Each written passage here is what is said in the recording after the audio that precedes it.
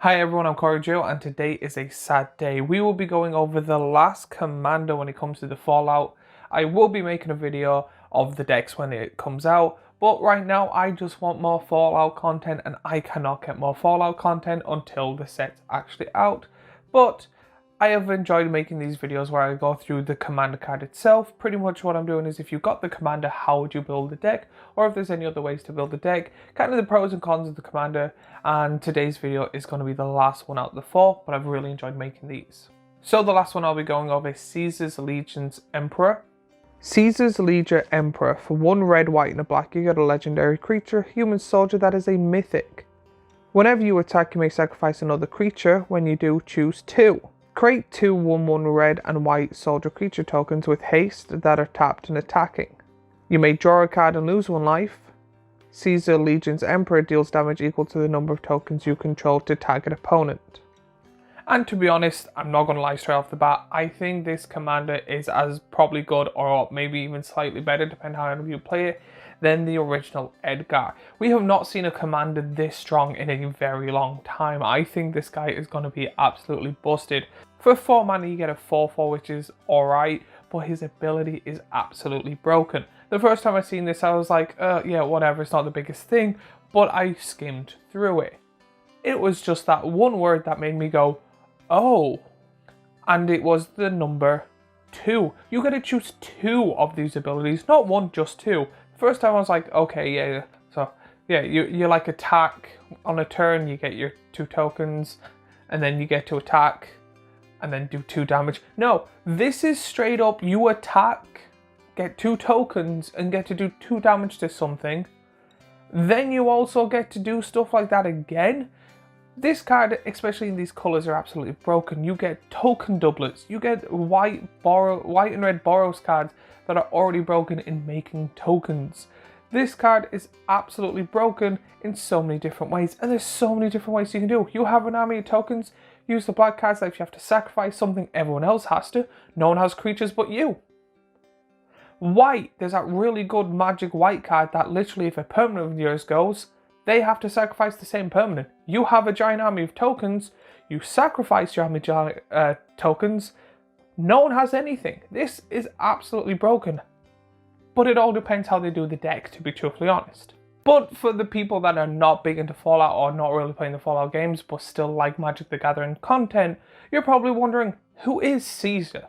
Yes, you're probably correct when you're thinking of the fact that it is based on a Roman guy or a Roman Empire. Yes, I do have to say these people or him himself is really heavily based on Rome and all of that.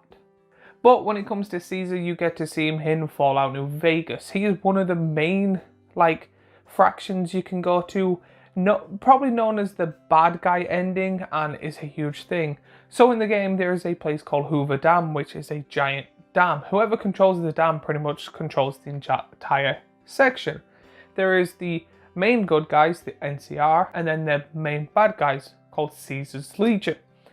There is also the fractions you can join, but they are the main 2 of the campaign. There's also Yes Man, Mr. House, other things like that, and you get to pick and choose the small ones. It's a big massive game, really good, really recommend playing it. In the game you get to find Caesar in his tent called Caesar's Tent. Makes kind of sense. He's the head of the entire Caesar's Legion, based on Roman Empire. They are very cruel and very not forgiving. They forgive you once, and at some stage of the game, if you actually play through it fully, you will have to see him because you need to get there's pretty much his base is on top of a robot factory, and he wants you to help him, rather get the robots to help him, destroy the robots, or give them to someone else. There's also multiple probably other endings too. I've beaten Fallout New Vegas so many times, and I've only ever done Mr. House and Yes Man because I always play it like how I would. And the first time I played it, when I done it with Mr. House, I never knew Yes Man was a thing. But one of the things is I know for a fact that if you actually do help him out and play it through his way, which is known as the bad, it's not a bad ending, but the bad guy ending, there is a way you can potentially kill him because you find out he is unwell, and if your medicine, I think, is high enough, you're able to pretty much just kill him and go, it was a mistake, my bad. And if your persuasion's good, you get forgiven. So there is a cool thing. I've never really liked them. They are kind of annoying, especially if you're not on their side, because they'll just randomly appear out of nowhere, and they're quite annoying to kill because they're very ruthless. The one thing I do love about them is you get spears, and just the kill cams on spears are absolutely hilarious. But what would be the main plan for the deck if I was to build it? To be honest, there is a fair few routes you can do with this commander that are somewhat similar, as I mentioned before. But the main thing I would love to have is extra attack steps. I would love to have the ability to constantly make attack steps. Pretty much, if you are able to pretty much have if you're pretty much having infinity combat steps, you can literally just keep making 2 tokens, sacrificing 1, and then doing the damage equal to your tokens, and this will just keep going over and over and over again. But there's also other ways, like I said, if you have cards that you have to sacrifice creatures for, everyone else has to sacrifice creatures for. If you have to sacrifice permanents, everyone else has to sacrifice them type of permanents. And then you can play it like a graveyardy recursion thing, where you literally have an army of token creatures, you attack with them all, and then you're able to bring cards from your graveyard back. There's also like drawing yourself out until you lose the game, or there's like so many things you can do. It is unreal, but I'm going to be focusing on how I would kind of build this deck. Now, in saying that, I would have built this deck doing it where I make an army of permanents or an army of tokens, sacrifice it so no one has anything, and I still do, and then attack with damage. But I already have a Sephris deck that does that, so I'm going to change it slightly to just making a combat army or a Caesar's Legion. So let's start off with what planeswalkers would I put in this deck. To be honest, looking through, I did see a good fair few ones, but I was like, they're not right, or they have one of their abilities that are not perfect. But there was 4 I really did like and really did enjoy, so I thought it would be perfect because they pretty much in some form or way rather make tokens, get rid of things, or power up tokens or your commander. So here they are on screen now. Sorin Vengeful Bloodlord, Liliana Deathhorde General, Tavish Set Doom of Fools, Dihada Binder of Worlds. So the main part of this deck is going to be the creatures. I wanted this deck to pretty much have rather a lot of ways to make tokens, a lot of ways to sacrifice things, power up tokens. I added cards that if anything hits your graveyard, people lose a life, because I'm thinking if you're sacking a token, the best way to actually play this, in my opinion, is you make a large army.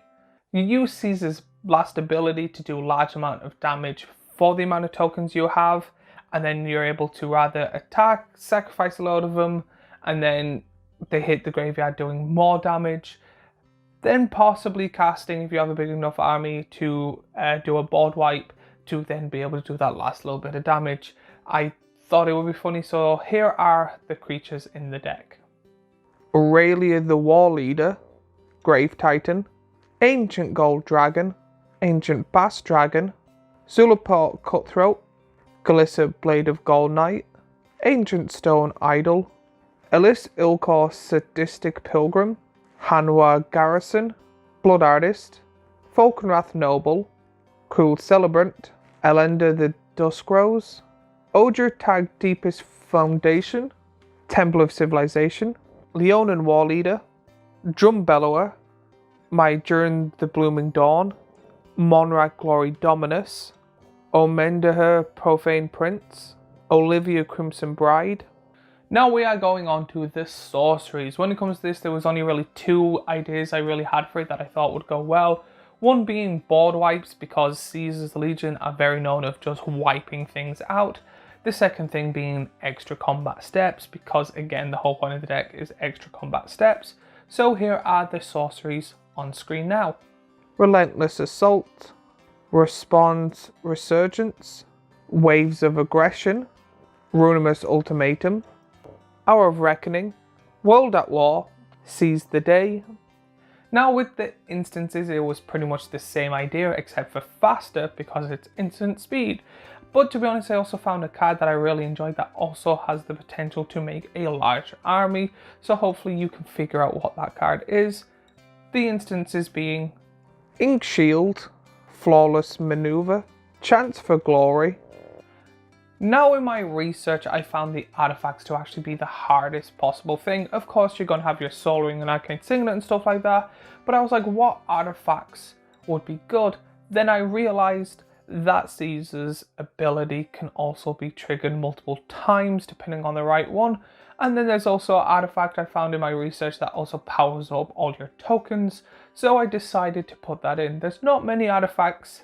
Artifacts is probably the hardest part when it comes to this type of deck. So if there's any artifacts you would enjoy, please let me know in the comments down below. But here are the artifacts I thought would be good in this deck. Helm of the Host, Holy Fountain, Akroma's Memorial, Lethiform Engine. Now if you know me or my videos, you know I am really big and really huge into enchantments. I always put way too many enchantments in this deck or in these decks. I really focus on enchantments. I don't know why. I just find them really good. I find them more powerful because creatures can die easily, so can artifacts. Enchantments and lands are, in my opinion, the hardest things to get rid of, and to be honest, enchantments I find are usually the more broken and the more things I fall in love with. So when it comes to the enchantments, I decided to put these in.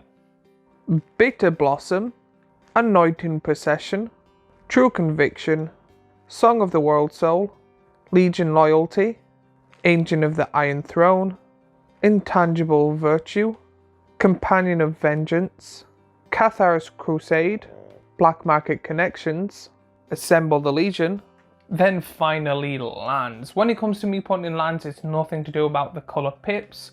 It's mainly for the card's ability. So if I was going to build this deck, of course I would be putting in like dual lands and tap lands and all of that type of stuff, but that's obvious stuff. These are lands that have unique abilities or tapped abilities or activated abilities that are able to help you do that a little bit extra more. And the lands I would put in are Field of the Dead, Vault of the Archangel, Rogue's Passage, Slayer's Stronghold, Hanwha Battlements, Westvale Abbey. Then finally, I am so excited for this deck. I find this deck to be the most powerful and not my favorite. I think the Wise Mothman is going to be my favorite, but to be honest, I know for a fact when it comes to those two decks, I'm going to make a big massive error and get my hopes up, because they pretty much were like the entire Emir set. So like the one with the original Edgar and Magoth, they were like, this is too broken, this is too powerful, and we're not going to do this again. So I'm kind of not happy. I know it's going to be weaker than I actually anticipate, but I'm still really excited for these decks. I am a huge Fallout fan. I've currently getting my partner to play Fallout 4 and I'm playing Fallout 3 on my own time. Being a big fan of this, don't really have much Fallout merch. You might actually see there's some pop-out figures here. There's the Super Mutant Hancock and Vault Boy right there. So I do love Fallout, and to be honest, out of all these sets, even though I don't like that they're crossing different universes, I am still excited for the Fallout one. Absolutely love Fallout, big fan, so cannot wait to see this deck. But let me know what cards you would put in this deck. Let me know which one of these 4 commanders are like your favorite right now in the comments down below. While you're there, remember to like, subscribe and follow. We're very close to 600. Yeah, we're very close to 600. I think there's only like 6 people away. I want to get there before Christmas. To be honest, I would love if I got 1,000 by Christmas, but we'll see how that goes. Remember to like, subscribe and follow and all of that. But as always, we have the previous Fallout deck here. We have a playlist of Is It Worth It here, and a subscribe button here, which again, please hit, please share, and all of that good stuff. And I'll see you all in the next video.